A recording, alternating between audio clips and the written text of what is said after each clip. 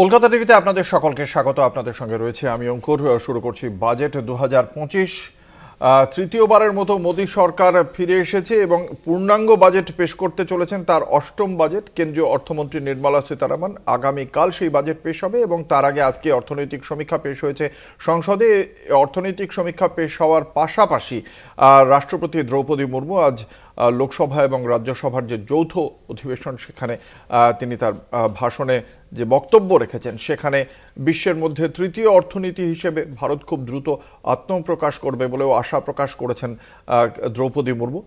রাষ্ট্রপতির এই যে বক্তব্য তার পাশাপাশি তিনি অনেকগুলি বিষয়, ভারত যে অত্যন্ত উন্নয়নের দিকে এগিয়ে গিয়েছে, কেন্দ্রীয় সরকার যে সমস্ত পদক্ষেপ করেছে তাতে ডিজিটাল ক্ষেত্রে ভারতের উন্নয়নের কথা যেমন তার মুখে উঠে এসেছে, ইউপিআই এর মাধ্যমে যে ট্রানজাকশন সেই ট্রানজাকশনের কথা উঠে এসেছে, প্রবীণ মহিলাদের যে উন্নয়ন, এই প্রত্যেকটি বিষয় উঠে এসেছে রাষ্ট্রপতি দ্রৌপদী মুর্মুর কথায়। আর ইকোনমিক সার্ভের দিকে যদি আমরা খেয়াল রাখি তাহলে সেই ইকোনমিক সার্ভেতে আমরা দেখতে পাচ্ছি যে 6.3 থেকে 6.8 এরকম একটা আর্থিক জিডিপির একটা এরকম বৃদ্ধি, অর্থাৎ সেই বৃদ্ধির যে গতিটা সেই গতিটা খানিকটা হলেও কমবে বলে প্রাথমিকভাবে মনে করছেন অর্থনীতিবিদদের একাংশ। ফলে এই জায়গায় দাঁড়িয়ে দেশে মূল্যবৃদ্ধি একটা বড় জায়গায় রয়েছে, সেখানে তার পাশাপাশি মুদ্রাস্ফীতির একটা সমস্যা রয়েছে, কর্মসংস্থান নিয়ে বারংবার বিরোধীরা সোচ্চার হয়েছে, কৃষি ঋণ নিয়ে সিংহু সীমান্তে আমরা দেখেছি, হরিয়ানা দিল্লি সীমান্তে কৃষকরা বিক্ষোভ দেখাচ্ছেন দীর্ঘদিন ধরে, দীর্ঘদিন ধরে অনশন করছেন। তাদের মধ্যে একজন শিক্ষা খাতে যে ভর্তুকি সেই ভর্তুকি গতবার অনেকটা কমেছিল।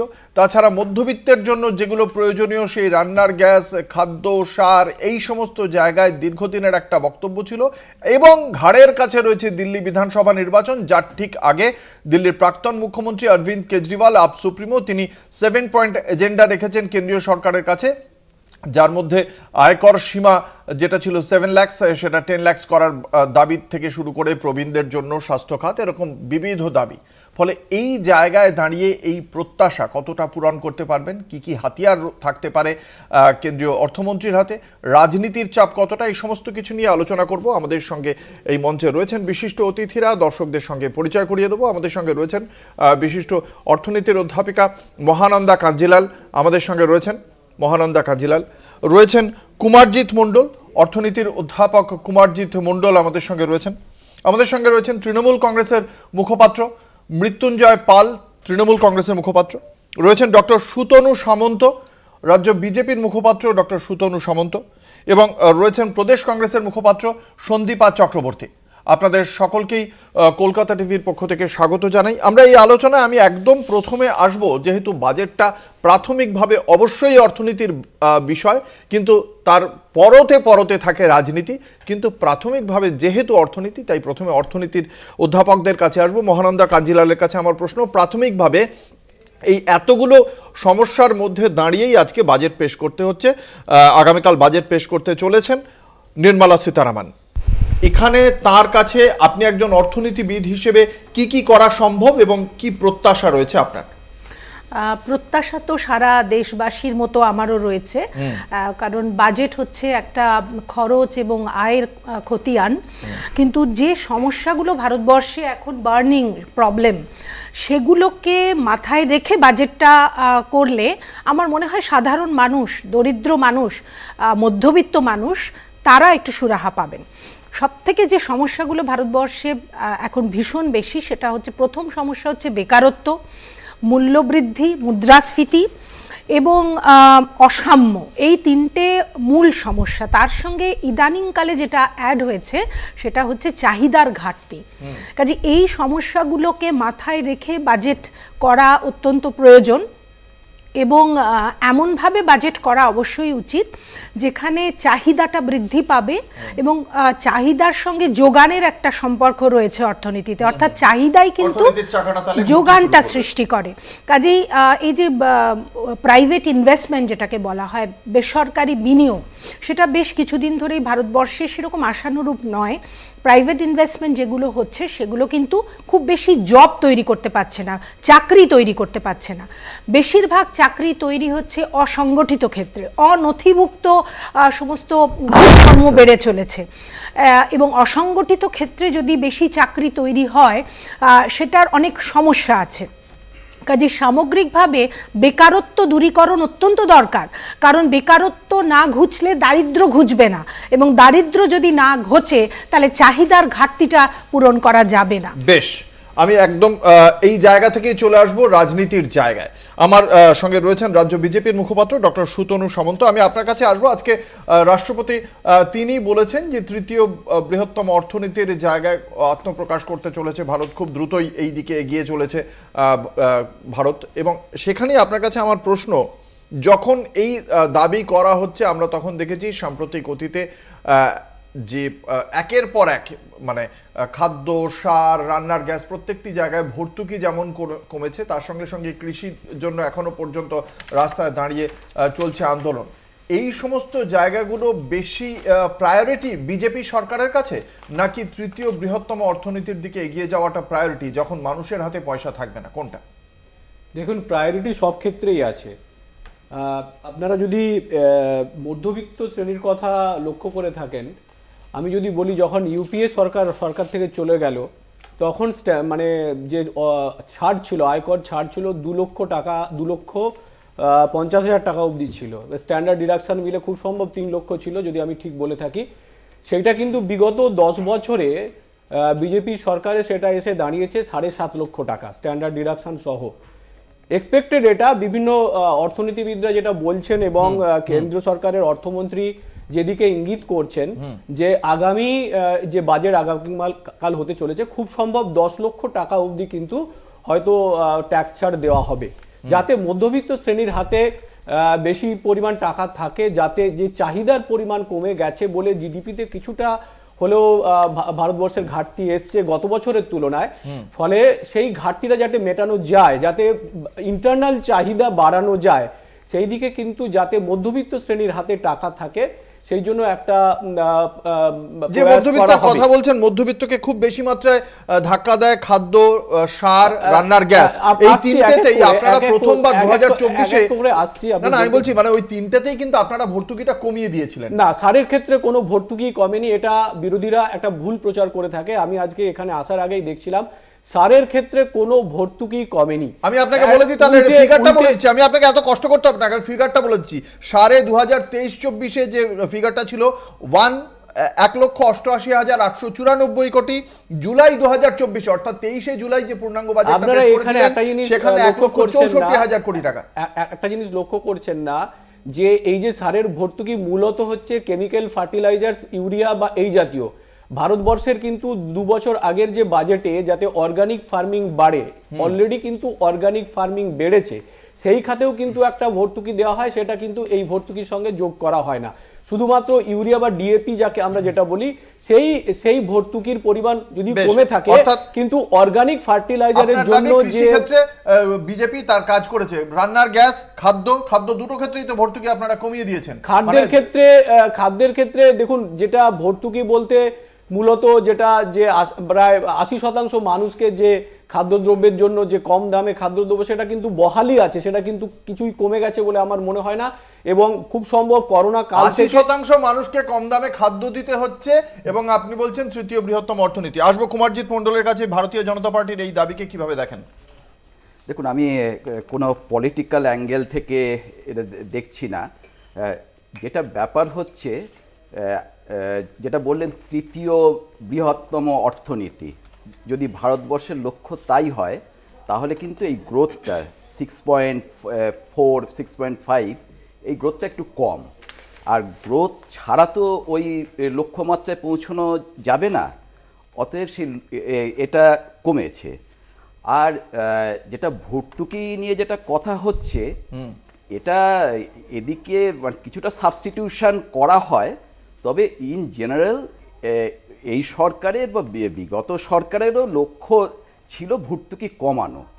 হ্যাঁ, এটা খুব স্ট্যান্ডার্ড প্রেসক্রিপশন, যেভাবে আমাদের অর্থনীতিকে এখন চালিত করা হয়, যেখানে সরকারের অংশগ্রহণ বিভিন্ন ক্ষেত্র থেকে কমছে, ভর্তুকি কমানোটা একটা লক্ষ্য হতে পারে, কিন্তু আমার বক্তব্য হচ্ছে গিয়ে যেখানে মিড ডে মিলটা চালু রাখা হয়েছিল যাতে প্রান্তিক শ্রেণীর ছাত্রছাত্রীদের পড়ুয়াদের নিয়ে আসার জন্য স্কুলে, সেখানে মিড ডে মিলের ভর্তুকি কমলে বা মিড ডে মিলের বাজেট বরাদ্দ কমলে সেটা কি খুব ভালো লক্ষ্য? ইউজিসিতে প্রায় 61% বরাদ্দ কমানো হয়েছে, রাজ্যের বিশ্ববিদ্যালয়গুলো কি তাতে দুর্বল হয়ে পড়ছে না? অবশ্যই। এবং আপনি যদি আরো পরিষ্কার করে বললে, যদি এই নতুন যে শিক্ষানীতি নিউ এডুকেশন পলিসি সেটা যদি দেখেন, সেখানে কিন্তু এটাই লক্ষ্য যে হায়ার এডুকেশন থেকে সরকার সরে আসবে এবং অর্থনীতিকে তার সঙ্গে বোঝাপড়া করে নিতে হবে। বেশ, আসবো তৃণমূল কংগ্রেসের কাছে। এই বাজেট থেকে এই মুহূর্তে দাঁড়িয়ে কি প্রত্যাশা রয়েছে আপনাদের?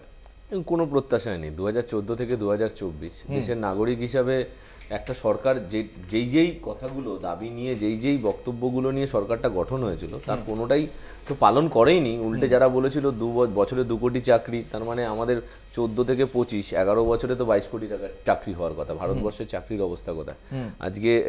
রিপোর্ট বলছে, যদিও সেন্ট্রাল গভর্নমেন্ট কোনো রিপোর্ট প্রকাশ করছে না, এই রিপোর্টগুলো দেয় না, তবুও বেসরকারি ক্ষেত্রে সিএমআই থেকে আরম্ভ করে বিভিন্ন জায়গায় আমরা দেখতে পাচ্ছি যে যুবকদের ক্ষেত্রে 40% বেকারত্ব বাড়ছে ভারতবর্ষের ক্ষেত্রে। আজকে আমরা বাজেট নিয়ে বিভিন্ন ধরনের আলোচনা করতে পারি। আমার এক্সপেকটেশন নিয়ে আপনি তৃণমূল কংগ্রেস বা সাধারণ ভারতবাসী হিসাবে আপনি এক্সপেকটেশন নিয়ে আলোচনা করতেই পারেন, কিন্তু আপনি বা এখানে যে বিজেপির প্রতিনিধিও আছেন, কালকে যখন বাজারে যাবে, বাজারে যাওয়ার পরে আমাকে বুঝতে হবে যে আমি মূল্যবৃদ্ধিটা, আমার সবজির দামটা কি আছে। সবজিটা নিয়ে এসে বাড়িতে রান্না করতে হবে, আমাকে বুঝতে হবে যে আমার গ্যাসের দামটা কি আছে।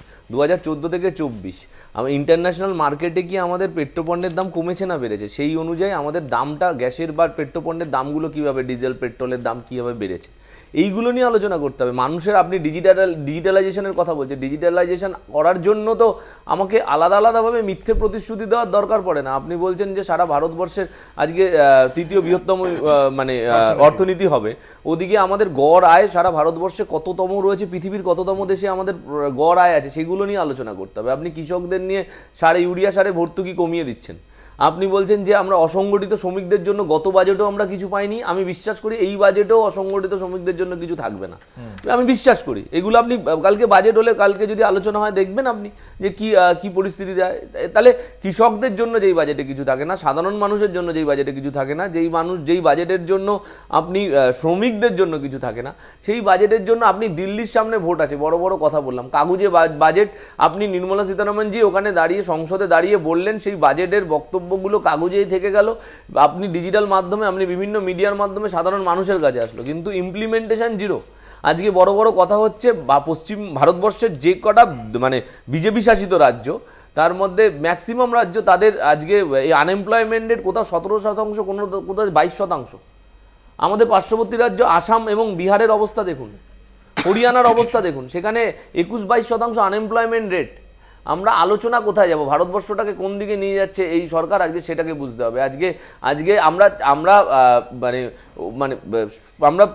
অগ্নিবীরের মতো আমরা অগ্নিবীরের মতো প্রকল্প আনছি, যেখানে আমরা ভারতবর্ষ স্বাধীন হওয়ার পরে সেনাবাহিনী তো এইভাবে নিয়োগ হয়নি, সেগুলো করছি। তার মানে স্থায়ী নিয়োগও নেই। তার মানে আপনি কোন জায়গাটায় দেশটা যাচ্ছে সেইগুলো আজকে ভাবতে হবে। আজকে আমি দাঁড়িয়ে ওখানে বড় বড় কথা বললাম, আর প্রথম কথা হলো যে এই সরকারটা সংসদে দাঁড়িয়ে বিরোধীদের কণ্ঠরোধ করছে, কোনো কিছু নিয়ে আলোচনাই করতে চায় না, মানুষের বক্তব্য শুনতে চায় না, দেশ কিভাবে অগ্রগতি হবে। আজকে ভারতবর্ষ, আজকে পশ্চিমবঙ্গের বাসী হিসাবে আপনি আমার হাজার বিরোধিতা করতে পারেন, তৃণমূল কংগ্রেসের বিরোধী থাকতে পারেন, কিন্তু 100 দিনের কাজটা তো শুধু তৃণমূল কংগ্রেসের লোক করে না, প্রান্তিক মানুষগুলো করে। সেই টাকা আপনি দিচ্ছেন না, আপনি আবাস যোজনার টাকা আটকে দিচ্ছেন না। পশ্চিমবঙ্গবাসী হিসাবে কি করবো? আপনি হাজার একটা কথা বলতে পারেন, এই রিপোর্ট দেয়নি, ওই রিপোর্ট দেয়নি, কিন্তু সবাই জানে যে আপনি যদি একটা কোয়ার্টারে রিপোর্ট না দেন, 2টো কোয়ার্টার অবধি আপনাকে টাকা দেবে, তারপরে আর টাকা দেবে না। তাহলে 2021-এর আগে অবধি আমাদের সমস্ত টাকা কেন ছাড়া হলো যদি রিপোর্ট নাই দিয়ে থাকি? না হলে 2021-এর পরেই সরকারটা, তৃণমূল সরকার গঠন হওয়ার পরে কেন আমাদের আবাস যোজনার টাকা 100 দিনের টাকা আটকে রাখা হলো? পশ্চিমবঙ্গবাসী তো এইগুলোই চাই যে 100 দিনের টাকা ছাড়ুক, আবাস যোজনা টাকা। এবং এই প্রকল্পগুলো কিন্তু কোনোটা বিজেপির আমলে করা নয়, এটা মাথায় রাখতে হবে। বেশ, আসবো প্রদেশ কংগ্রেসের মুখপাত্র সন্দীপা চক্রবর্তীর কাছে। সন্দীপা, আপনার কাছে আমার প্রশ্ন, এই যে ধরুন বাজেটে বাংলার ভাগ্যে গতবার যেটা জুটেছিল সেটা আমরা দেখেছি, কিন্তু আমার আপনার কাছে প্রশ্ন যে শিক্ষা, স্বাস্থ্য বারংবার উঠে এসেছে এই বিষয়গুলো নিয়ে প্রশ্ন, এবং আমরা দেখেছিলাম রাহুল গান্ধী যে প্রশ্ন তুলেছিলেন আদিবাসীদের নিয়ে, এবং সেবার গতবার যে চিত্রটা অবধি খুব স্পষ্ট ছিল যে হালুয়া উৎসব, এবার সেই হালুয়া উৎসবের ছবিও দেখতে পাওয়া যায়নি। গতবার রাহুল গান্ধী বলেছিলেন হালুয়া উৎসবের ছবি দেখতে পাওয়া গেল না, কারণ সেখানে আদিবাসী অফিসার একজন ছিলেন, সংখ্যালঘু অফিসার কতজন ছিলেন, সেইগুলো নিয়ে প্রশ্ন তুলে দিয়েছেন।